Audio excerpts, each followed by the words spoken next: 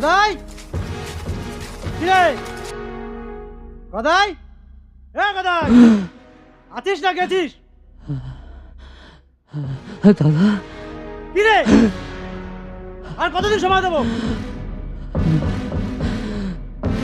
দাদা আমার ছেলের ওষুধ আনতে আনতে সব টাকা শেষ হয়ে গেছে দাদা। টাকাটা নিলি ফসল করবি বলে ওষুধ কিনে খরচা করে ফেলেছিস? বাহ, তোর জবাব নেই। তুই কান খুলে শুনে রাখ, কালকের মধ্যে আমার পুরো টাকা চাই,